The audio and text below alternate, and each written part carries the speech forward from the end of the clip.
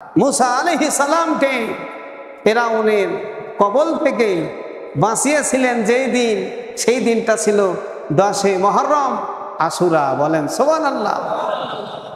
মুসা আলাইহিস সালাম তাওহীদের দাওয়াত দিলেন।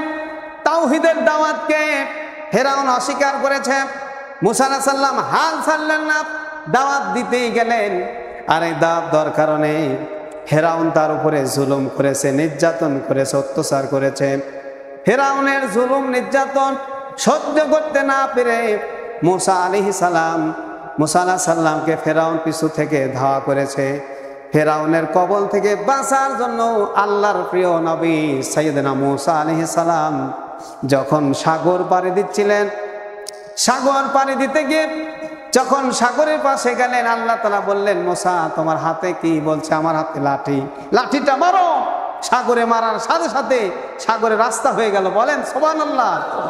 রাস্তা দিয়ে পার হয়ে চলে গেল, কাম টু মাই পয়েন্ট। ঠিক এই সময় ফিরাউন মনে করেছিল এত সুন্দর রাস্তা, মুসাকে ধরার টাইম তো এটাই। আল্লাহ বলে, বেয়াদব, আমার নবীকে আমি সাগরের মধ্যে রাস্তা তৈরি করে পার করে দিয়েছি, এটা হচ্ছে আমার পাওয়ার। জোরে বলেন সুবহানাল্লাহ।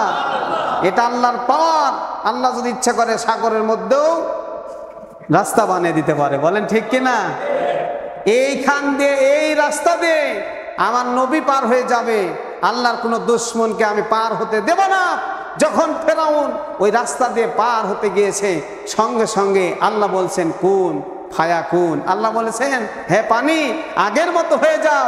সঙ্গে সঙ্গে রাস্তা বন্ধ হয়ে পানিতে পরিণত হয়ে গেছে। বলেন আল্লাহু আকবার। বুঝে থাকলে একটা আওয়াজ দিয়ে বলুন আল্লাহু আকবার।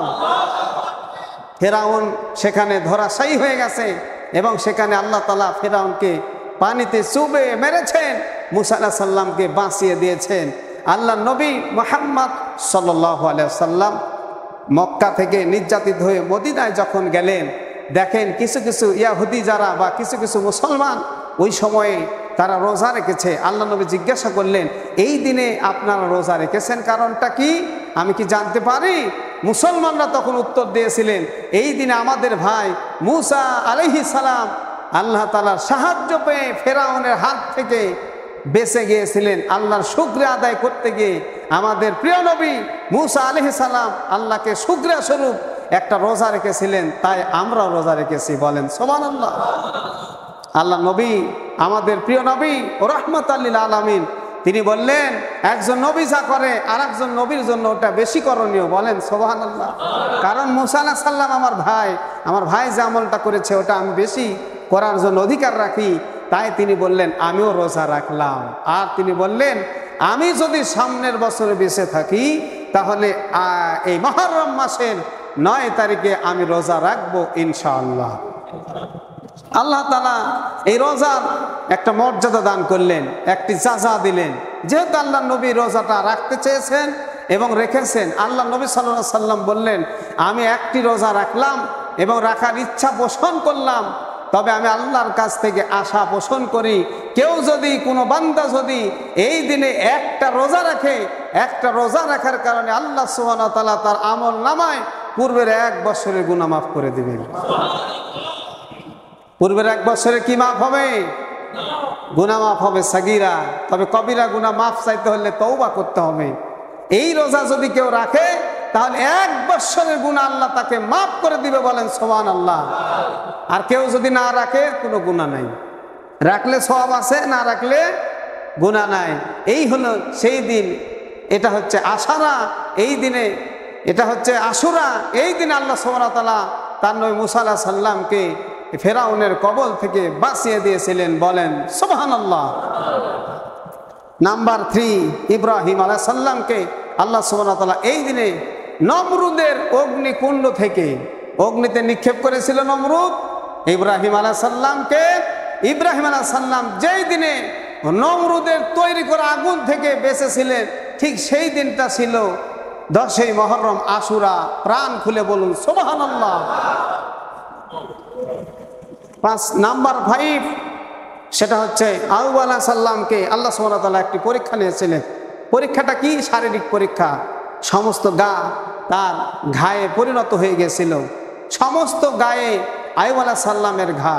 আমার প্রিয় ভাইয়েরা, আইয়ুব আলাইহিস সালামের বন্ধুরা তার পাশ থেকে চলে গেল, তার স্ত্রীরা চলে গেল।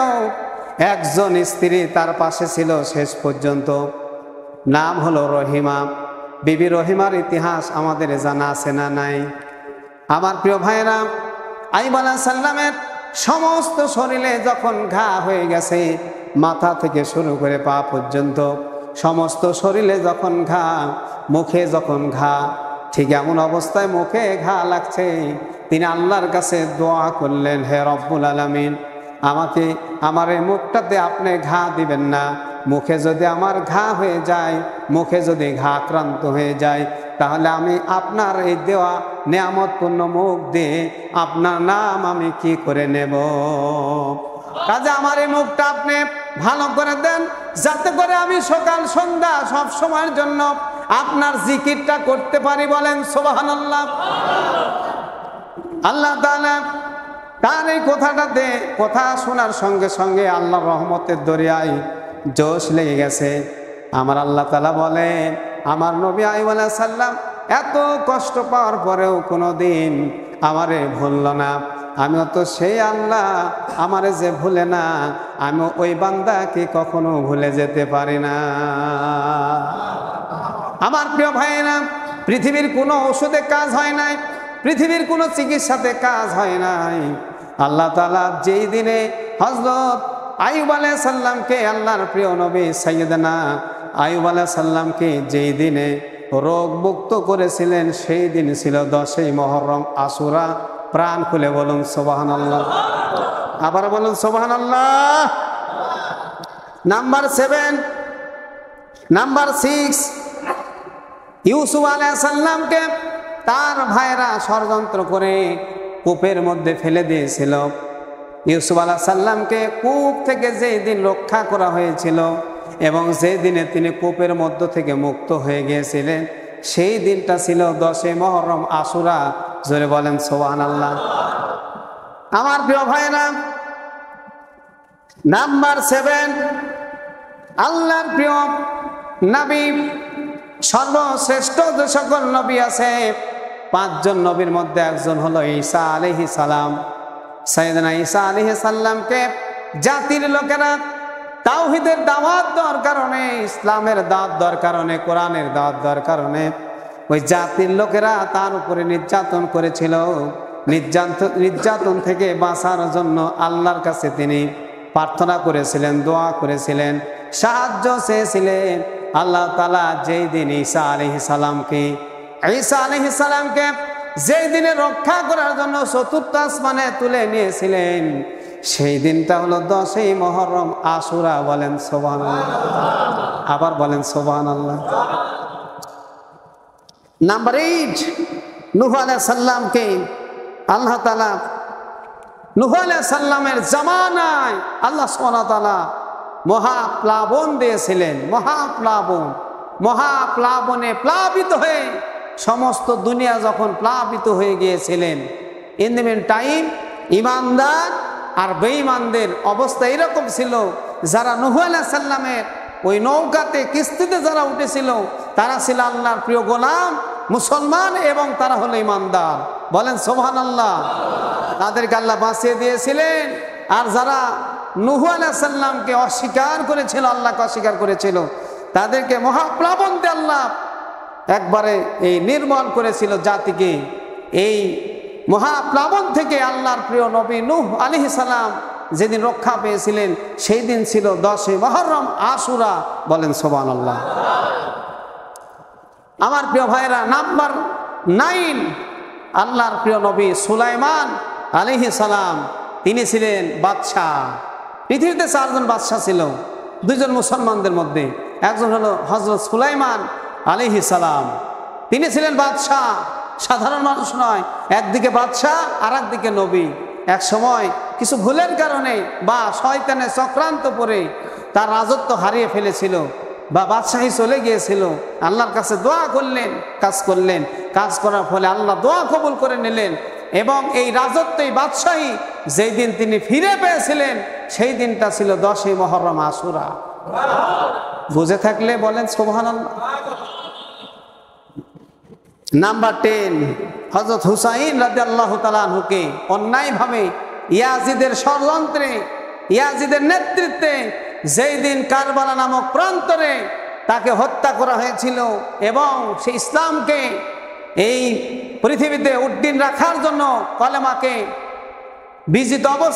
বিজয় অবস্থায় রাখার জন্য, ইসলামের পক্ষে থাকার জন্য তার নত কাফেরদের সামনে তার মাথা নত করেন নাই, বরং ইসলামের জন্য, কোরআনের জন্য, দিন কায়েমের জন্য তার জীবনটা দিয়ে দিয়েছিলেন। আর যেদিন ইয়াজিদের নেতৃত্বে হুসাইন রাদিয়াল্লাহু তাআলা আনহু যেদিন নিহত হয়েছিলেন, হুসাইন রাদিয়াল্লাহু তাআলা আনহু যেদিন শাহাদত বরণ করেছিল, সেই দিনটা ছিল 10 মুহররম, আশুরা। এখানেও বললেন সুবহানাল্লাহ।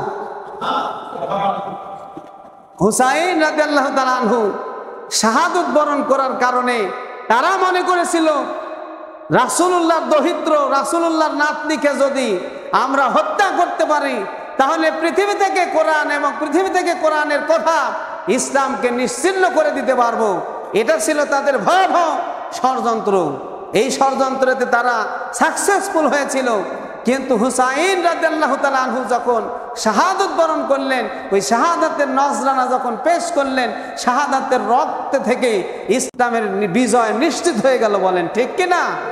সেদিন থেকে ইসলামের জয় যাত্রা শুরু হয়ে গেছে। মনে রাখবেন, যেখানে রক্ত ঝরে মুসলমানদের, যেখানে রক্ত ঝরে ইসলামের, যেখানে রক্ত ঝরে কোরআনের জন্য, ইসলামের জন্য, এই রক্তটা হয়ে যায় মুসলমানদের বিজয়ের কারণ। বলেন সুবহানাল্লাহ। প্রিয় ভাইরা আমার, সেটা ছিল 10 মুহররম, আশুরা।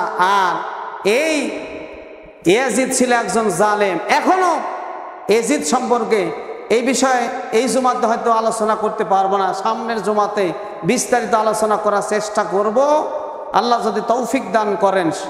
তো এখনো যারা ইয়াজিদের নাম নেওয়ার সময় রাদিয়াল্লাহু তাআলা আনহু বলেন, এবং অনেকে ভুলবশত অথবা না জানার ক্ষেত্রে গায়ের জোরে যারা এখনো ইয়াজিদকে সাহাবীদের সাথে তুলনা করে থাকেন এবং এই কথা বলে থাকেন যে হুসাইন রাদিয়াল্লাহু তাআলা আনহুকে হত্যা করার ক্ষেত্রে ইয়াজিদের সরাসরি কোনো হাত ছিল না, তাদের ব্যাপারে আজকের এই বক্তব্য, আজকের এই জুমার খুতবা, তাদেরকে আমি এটা স্মরণ করে দিতে চাই। কি করে আপনার মাথাতে যদি একটু মগজ থেকে থাকে, একটু বুদ্ধি থেকে থাকে, কখনো ইয়াজিদকে আপনি সাহাবী বলতে পারেন না। জোরে বলেন ঠিক কিনা? ইয়াজিদকে কখনো মুসলমানদের শুভাকাঙ্ক্ষী এটাও বলা যেতে পারে না।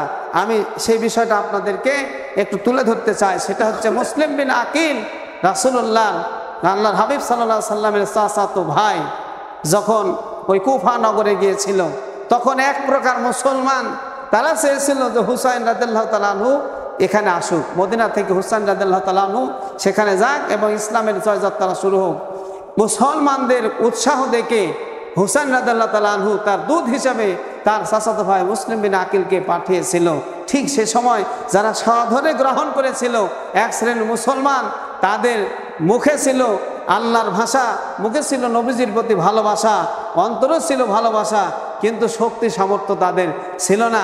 যখন ইয়াজিদের পক্ষ থেকে যখন অস্ত্রের ঝনঝনি আর তাদের পক্ষে যখন দাপট শুনেছে, তখন এই মুসলমানদের ঈমান দুর্বল হয়ে তলে তলে সব মুসলমান ইয়াজিদের পক্ষে হয়ে গেছে এবং মুনাফিকে পরিণত হয়ে গেছে। ইন দি মিন টাইম তখন ইয়াজিদের পরামর্শক্রমে ওই মুসলিম বিন আকিলকে ধরে হত্যা করা হয়েছিল এবং সে সময় কুফা নগরে বা সেই জায়গাতে বিভিন্ন জায়গাতে মুসলিম বিন আকিলকে এই লাশটাকে এবং তার হত্যা করায় এই মাথাটাকে ঘুরিয়ে মুসলমানদেরকে লাঞ্ছনা করা একটি ইতিহাস তৈরি করা হয়েছিল এবং তাকে ভয় দেখানো হয়েছিল। কিন্তু মুসলিম বিন আকিল একসময় চিঠি লিখেছিল, ভাই হুসাইন রাদিয়াল্লাহু তাআলা আনহু এখানকার অবস্থা খুবই ভালো, আপনি চলে আসুন। হুসাইন রাদিয়াল্লাহু তাআলা আনহু যখন চিঠিটা পেয়েছিল, কিন্তু সে যে হত্যা হয়ে গেছে এই খবরটা জানে না। হুসাইন রাদিয়াল্লাহু তাআলা আনহু সপরিবার সহ যখন কুফা নগরে উপস্থিত হলেন, তখন দেখলেন যে অবস্থা ভয়াবহ, মুসলিম বিন আকিল হত্যা হয়ে গেছে। তখন তিনি সেখান থেকে ব্যাক করার অবস্থা নাই এবং ফিরে আসার মতো কোনো পরিস্থিতি নাই। তখন তার সৈন্যবাহিনী তাকে ঘিরে ফেলেছে, অর্থাৎ ইয়াজিদের সৈন্যবাহিনী হুসাইন রাদিয়াল্লাহু তাআলা আনহুকে ঘিরে ফেলেছে। In the meantime Hussain রাদিয়াল্লাহু তাআলা আনহু বললেন, আমি এজিদের সঙ্গে কথা বলতে চাই, কিন্তু তারা কোনো কথা বলার সুযোগ দেয় নাই, বরং সরাসরি তাকে হত্যা করেছে। আর সেই দিন তিনি শাহাদত বরণ করেছে, যেই দিন সেই দিনটা ছিল 10 মুহররম আশুরা। প্রিয় ভাইয়ের আমার, এবার একটু লক্ষ্য করেন, অনেকে বলে থাকেন যে এই হত্যার কাজের সাথে ইয়াজিদ সম্পৃক্ত ছিল না। আমি একটু বুঝাই দিই কিভাবে সম্পৃক্ত ছিল না। 61 হিজরিতে হুসাইন রাদিয়াল্লাহু তাআলা আনহু যখন শাহাদত বরণ করলেন, শাহাদত বরণ করার পরে ইয়াজিদ কোনো ধরনের ব্রিফিং দেয় নাই, কোনো ধরনের এইরকম কথা বলে নাই যে এটা তোমরা অন্যায় করেছো, বরং সেটাকে স্বাগত জানিয়েছে। এবং 62 হিজরিতে হাররার নামক একটি যুদ্ধ হয়েছিল, আর এই যুদ্ধ হয়ে এই অসংখ্য সাহাবীদেরকে ইয়াজিদ সরাসরি তাদেরকে হত্যা করেছে। আর 63 হিজরিতে ইয়াজিদ মক্কা এবং মদিনা দখল করেছিল, মক্কাতে আক্রমণ করেছিল, দখল করেছিল। এমনকি মক্কাতে আক্রমণ করে এই ইয়াজিদ পৃথিবীর সবচেয়ে নেককারজনক কাজ করেছে, সেটা হচ্ছে বেনজির নামক অস্ত্র, অর্থাৎ ক্ষেপণাস্ত্র দিয়ে এই মক্কার যেটা হাজরে আসওয়াদ নামক পাথর ভেঙে টুকরো টুকরো করে দিয়েছিল। এমনকি মক্কাতে সে আক্রমণ করেছিল, মদিনাতেও সে আক্রমণ করেছিল। এতগুলি কথা শুনে আপনারা কি বুঝতে পারলেন যে ইয়াজিদ ভালো মানুষ নাকি জালেম? জোরে বলেন, ভালো মানুষ নাকি জালেম? পৃথিবীতে পাঁচজন জালেম এই পৃথিবীতে এসেছে। নাম্বার 1, 1 নাম্বার হচ্ছে নমরুদ, মারা গিয়েছে। নাম্বার 2 বক্তে নাসর ছিল জালেম, মারা গিয়েছে। নাম্বার 3 ইয়াজিদ, মারা গিয়েছে। নাম্বার 4 অং সান সুচি বেঁচে আছে। নাম্বার 5 আর একজনও বেঁচে আছে। এবার আমি বলি যে এই যে জালেমদের ব্যাপারে আল্লাহ সুবহানাহু ওয়া তাআলা কি বলেছেন? ফাহাল আসাইতুম ইন তাওয়াল্লাইতুম আন তুফসিদু ফিল আরদি ওয়া তুকাত্তিউ আরহামাকুম। আল্লাহ সুবহানাহু ওয়া তাআলা বলেছেন, এই ক্ষমতা পাওয়ার পরে যারা 2টা কাজ করবে, 1 নাম্বার যারা পৃথিবীতে বিপর্যয় সৃষ্টি করবে, ফাসাদ সৃষ্টি। নাম্বার 2 আত্মীয়তা ছিন্ন করবে, আত্মীয়তা যারা ছিন্ন করবে। এবার বলেন, এই ইয়াজিদের চাইতে আত্মীয়তা ছিন্নকারী আর ইয়াজিদের চাইতে জুলুমকারী, ফাসাদ সৃষ্টিকারী পৃথিবীতে কি আর কেউ আছে? যে হলো রাসূলুল্লাহ নাতি হুসাইন রাদিয়াল্লাহু তাআলা আনহুকে হত্যা করে আত্মীয়তার ছিন্ন করেছে, বলেন ঠিক কিনা? এই 2টা কাজ যারা করবে আল্লাহ সুবহানাহু ওয়া তাআলা তাদের জন্য 3টা শাস্তির ব্যবস্থা করেছে। উলাইকাল্লাযিনা লা আনাহুমুল্লাহ ফাআসাম্মাহুম ওয়া আমা আবসারাহুম। অর্থাৎ 3টা শাস্তির ব্যবস্থা আল্লাহ সুবহানাহু ওয়া তাআলা করেছেন। সূরা মুহাম্মদ 23, 22 এবং 23 নম্বর আয়াতে আল্লাহ সুবহানাহু ওয়া তাআলা এই কথাটা বলেছেন। নাম্বার 1, আল্লাহর পক্ষ থেকে তাদের উপরে লানত হয়ে যাবে। যারা পৃথিবীতে জুলুম করবে, ফাসাদ সৃষ্টি করবে, আত্মীয়তা ছিন্ন করবে আর ফাসাদ সৃষ্টি করবে, তাদের জন্য শাস্তি 3টা। বলেন কয়টা? 3টা শাস্তি। নাম্বার 1, আল্লাহর পক্ষ থেকে তাদের উপরে লানত হবে, লানত, অভিশাপ দেওয়া হবে। যারা ফাসাদ সৃষ্টিকারী তাদেরকে আল্লাহ লানত দেয়। নাম্বার 2, আল্লাহর পক্ষ থেকে তারা হচ্ছে বধির, তারা কানে ঠিক মতো শুনবে না, ভালো কথা তারা কখনো শুনতে পাবে না। নাম্বার 3, তারা হলো আবসারহীন, দৃষ্টি শক্তিহীন, ভালো কিছু তারা দেখতে পাবে না। মনে রাখবেন, পৃথিবীতে যারা জালেম তারা কিন্তু ভালো কিছু শোনে না, ভালো কিছু দেখে না, ভালো কাজও করতে পারে না, বলেন ঠিক কিনা? পৃথিবীর ইতিহাসে যে 5 জন জালেমের কথা বললাম আজকের এই আলোচনার মধ্যে, ইয়াজিদ হলো একজন। সে ছিল জালেম, যদিও সে প্রথম অবস্থায় সে মুসলমান হিসেবে বা মুসলমানের সন্তান, একজন সাহাবীর সন্তান ছিল। শুধুমাত্র জালেম হওয়ার কারণে পূর্বের সমস্ত আমল তার ধ্বংস হয়ে গেছে, পরিশেষে সে হবে জাহান্নামী, বলেন ঠিক কিনা? আল্লাহ সুবহানাহু ওয়া তাআলা আমাদের সবাইকে 10 মুহররম আশুরার আমল করার তৌফিক দান করুন, সকলে বলে আমিন। আজও যারা ইয়াজিদ সম্পর্কে ভ্রান্ত ধারণার মধ্যে আছেন বা ধারণার মধ্যে রয়েছেন, আল্লাহ সুবহানাহু ওয়া তাআলা সবাইকে সে ভ্রান্ত ধারণা থেকে দূরে থাকার তৌফিক দান করুন।